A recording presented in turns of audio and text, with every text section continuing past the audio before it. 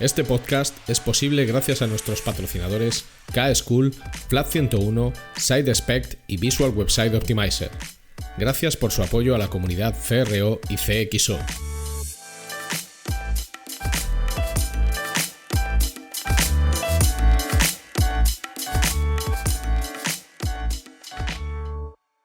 Mi nombre es Ricardo Tallar y estás escuchando CRO Café en español, el podcast de referencia en CRO y CXO, donde hablamos con profesionales digitales de todos los rincones del planeta sobre nuestro trabajo, con el objetivo de compartir, entretener y aprender.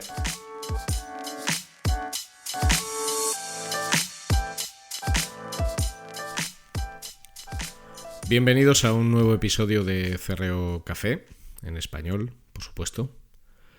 Hoy vamos a hablar de una cosa de estas que os gusta, de esto que siempre uno tiene ganas de escuchar. Así de, vamos a hablar de errores, de cagadas y de pesadillas de tamaño monstruoso que yo he cometido, que personalmente he cometido en muchos proyectos a lo largo de los años.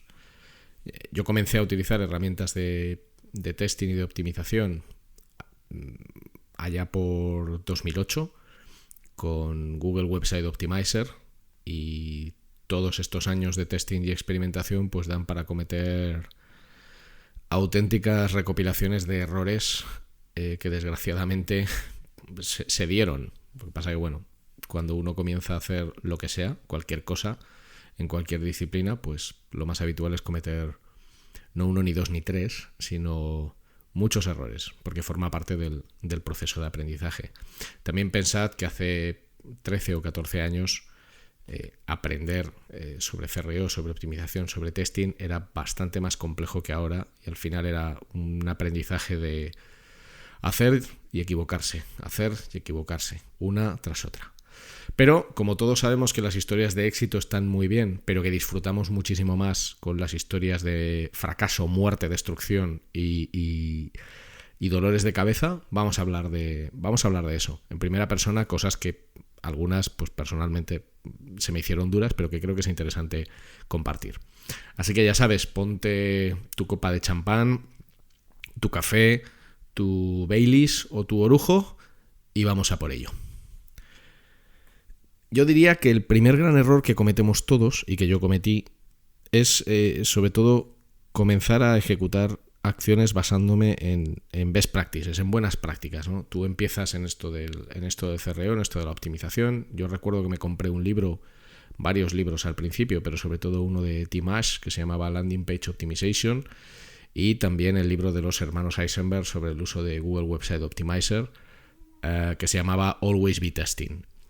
Y tú, claro, lees ahí una serie de prácticas genéricas y dices, pues como no tengo ni pajolera idea de por dónde comenzar, voy a empezar a utilizar este tipo de recursos genéricos. De hecho, si hoy en día hacéis una búsqueda del tipo CRO Tips en inglés, o CRO Best Practices, o mejores prácticas CRO, o cualquier cosa de estas, os van a aparecer pilas infinitas de artículos, algunos de algunas herramientas de CRO, otros pues de profesionales del sector que bloguean sobre ello. Y es bastante habitual tropezarte con grandes recopilaciones de las 20 cosas que tienes que hacer para mejorar el ratio de conversión. El problema de las 20 cosas que tienes que hacer para mejorar el ratio de conversión, las 10, las 7 o las 5, o el titular que se haya puesto en el artículo en cuestión que estéis leyendo, es que esto es una verdad a medias. Las prácticas recomendadas en artículos genéricos son eso, genéricas. Y al final, como cualquier recomendación genérica, pues tú coges y dices, aquí dice que cambiar los CTAs tiene mucho impacto, los call to action, las llamadas a la acción. Pues vamos a empezar cambiando los CTAs. Aquí dice que la modificación de los precios tiene mucho impacto. Pues vamos a estudiar cómo presentar los precios. Aquí dice que tener unas cabeceras con textos muy atractivos y muy interesantes y muy sexys tiene un alto impacto. Pues vamos a empezar por ahí. Es un poco lo que todos hacemos en cualquier disciplina en la que empezamos y no tenemos muy claro por dónde tirar. El problema es que las mejores prácticas, las best practices, están muy bien si sabes cómo utilizarlas correctamente. Yo creo que es un error que cometemos todos y que es bastante habitual. Y suelen ser bastante ineficaces. bastante ineficaces.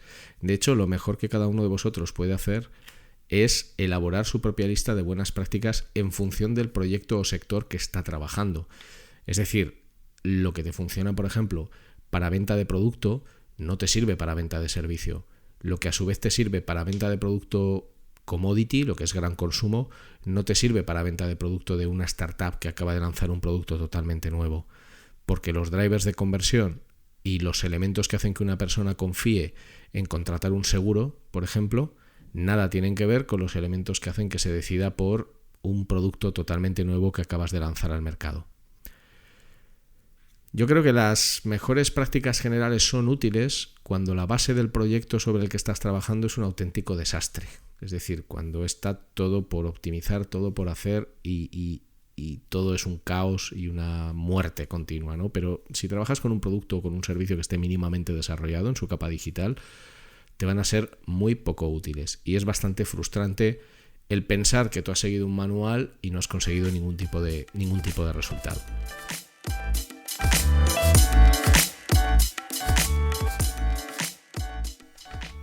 No te vayas, que solo es un anuncio y es muy corto.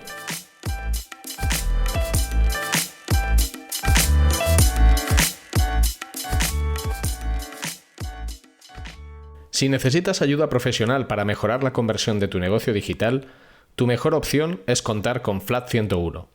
En Flat 101 somos especialistas en el diseño, desarrollo y optimización de servicios y productos digitales y podemos darte soporte en todas las áreas técnicas que intervienen en la conversión. Más de 15 años de experiencia profesional en más de 500 proyectos de conversión para multinacionales y startups a tu servicio, con el mejor equipo de profesionales CRO que vas a encontrar. El resultado nos importa y el cómo conseguirlo también. En Flat 101 estamos listos para ayudarte.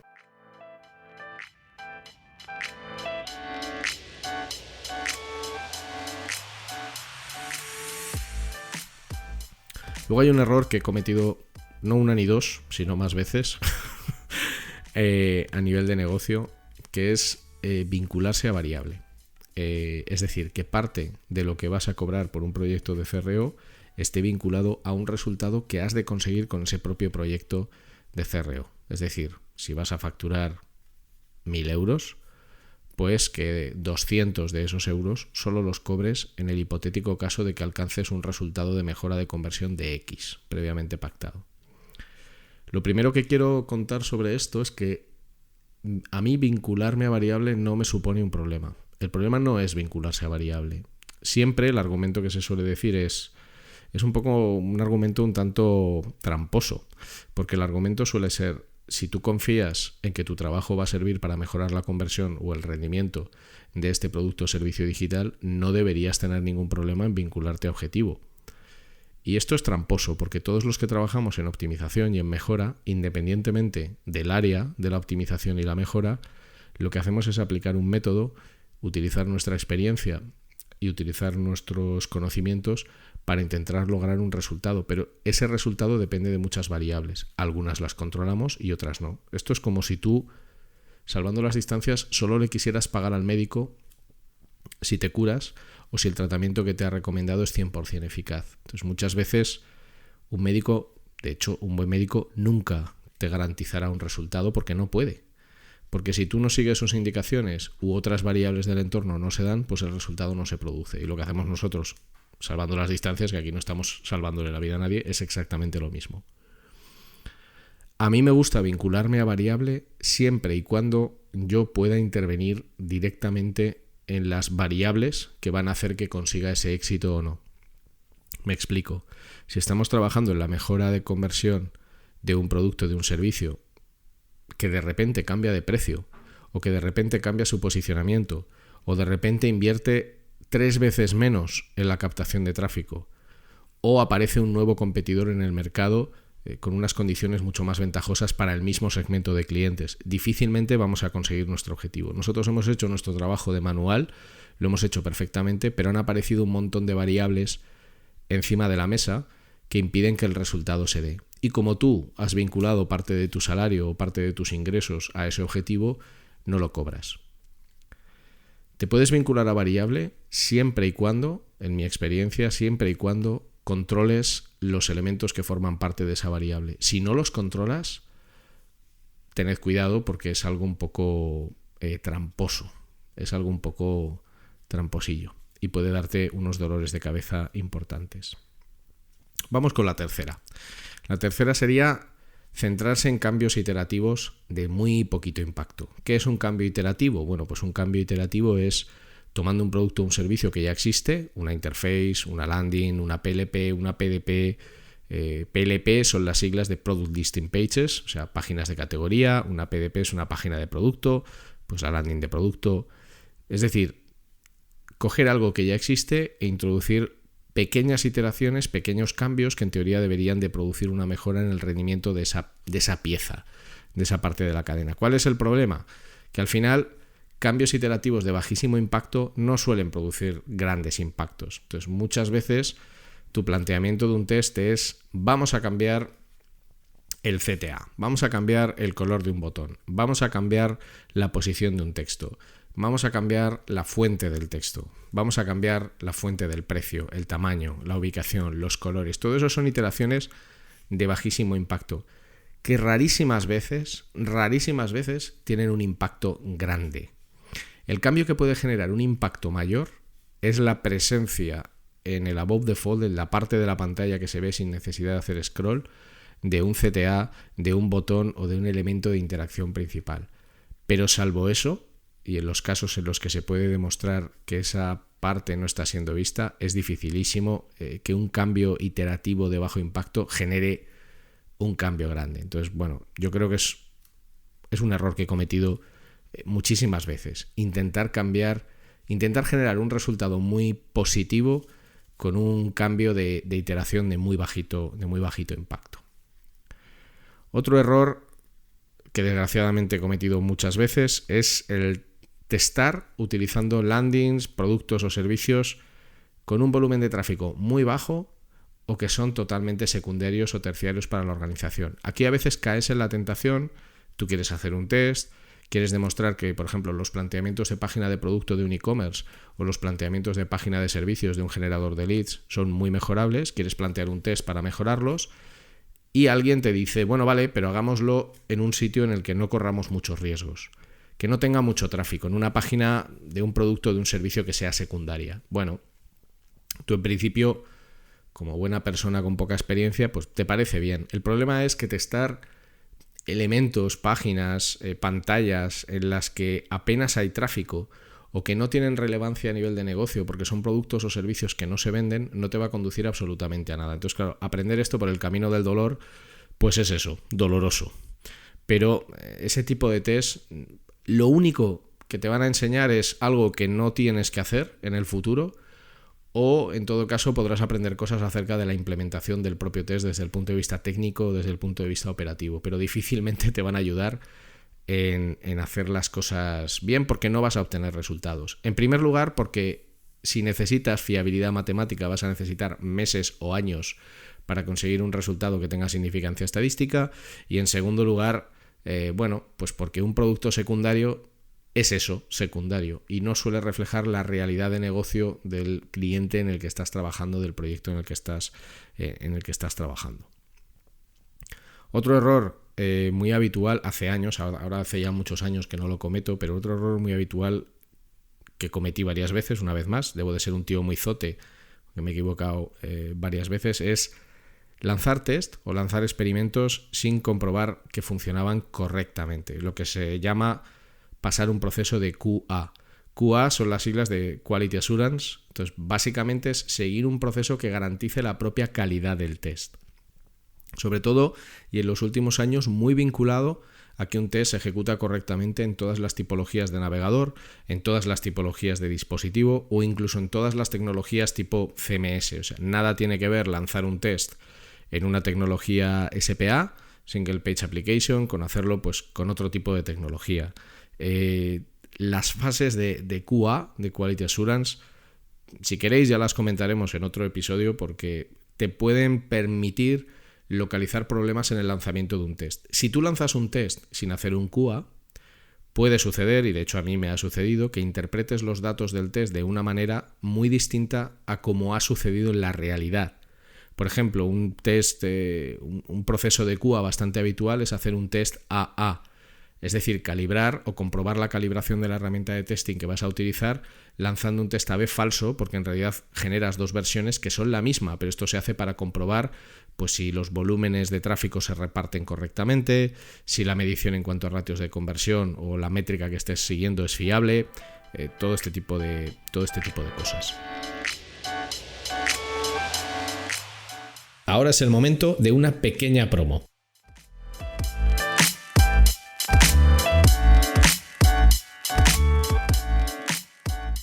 SideSpect te ofrece una solución única a nivel mundial en el campo del testing AB, la personalización y la recomendación para tus usuarios. SideSpect funciona de forma server-side, sin necesidad de scripts de ningún tipo, lo que garantiza un rendimiento óptimo. La solución de SideSpect elimina retrasos y la posibilidad de cualquier efecto flickering. Y esta aproximación también garantiza que la actual y las futuras reglas de seguridad de cualquier navegador como ITP y ETP no impactarán en tus experimentos. Para más información, visita sidespect.com.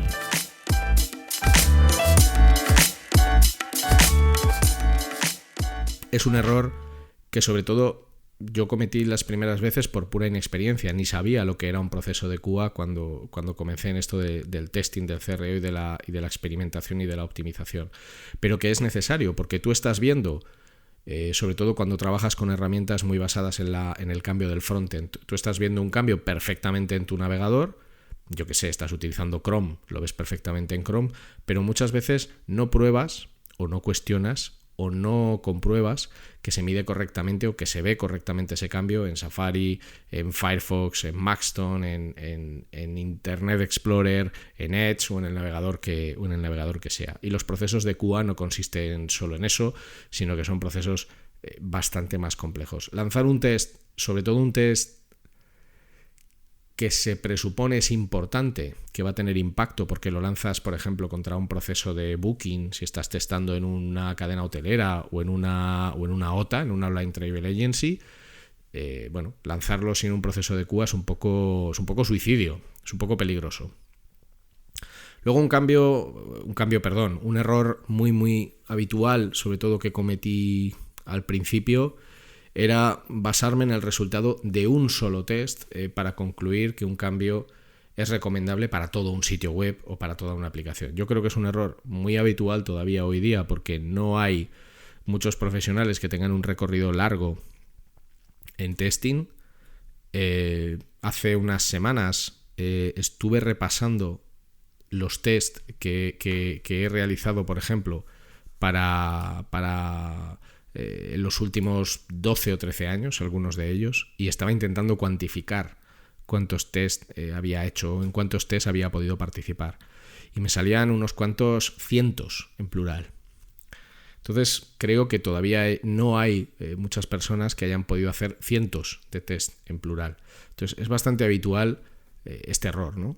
Tú dices, bueno, yo he lanzado un test en una página de producto, este test ha funcionado, tengo significancia estadística, este test es correcto, entre comillas, vamos a dejarlo ahí, y de lo que he aprendido en este test extraigo un aprendizaje que voy a aplicar a todo el sitio web. Luego lo haces y claro, te encuentras con que eso es un drama de muerte y destrucción porque esa mejora que habías visto en un único test no sucedía. Entonces esto es algo que yo he cometido bastantes veces como error hace unos años.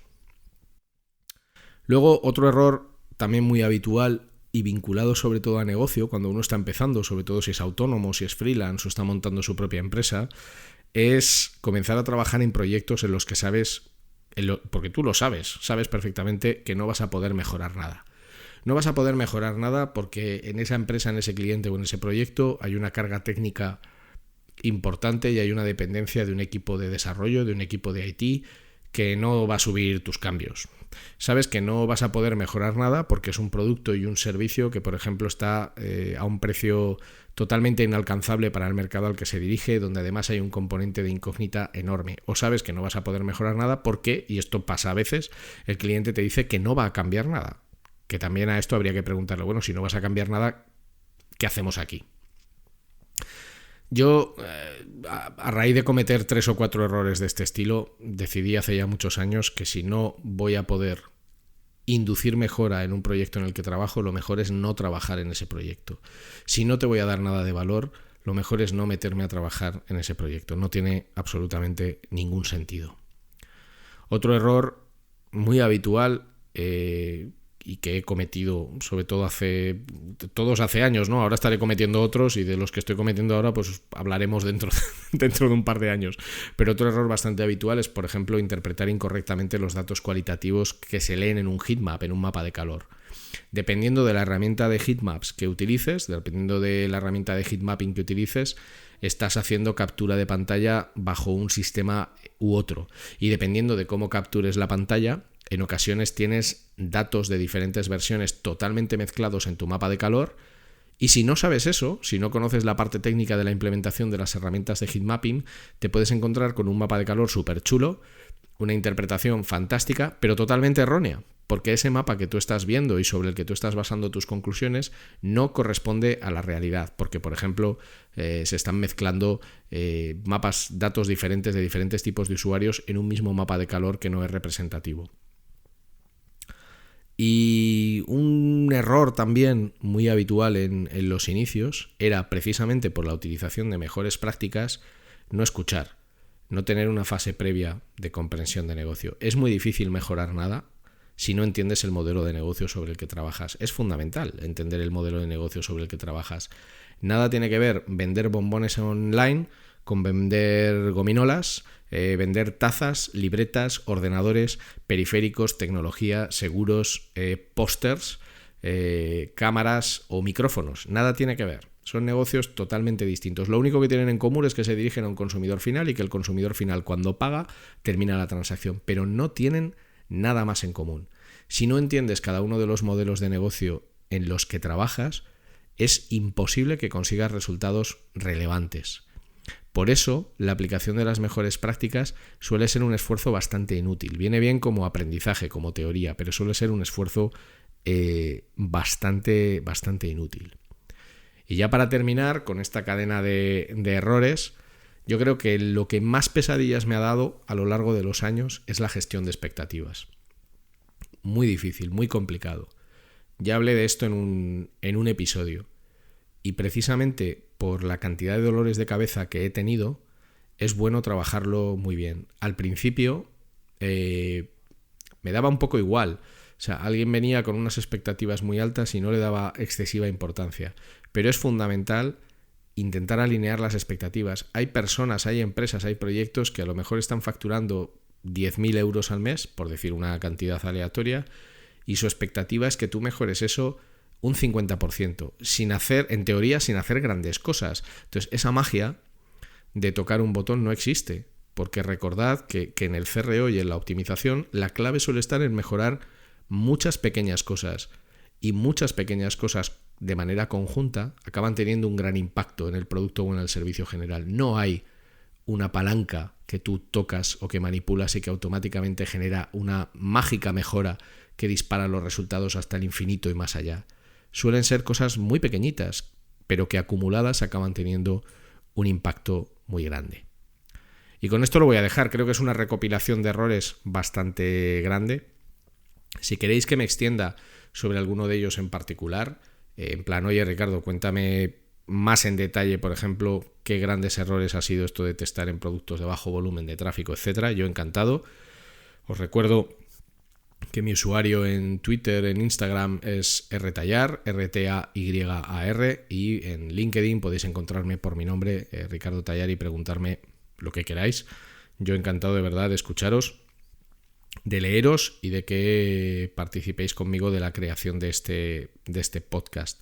Espero que, si es posible, de todos estos errores que yo he dicho, no os identifiquéis en muchos de ellos. Y si os identificáis en muchos de ellos, bueno, pues ya habéis cometido la inmensa mayoría de los errores que se pueden cometer y a partir de ahora no los cometeréis tanto.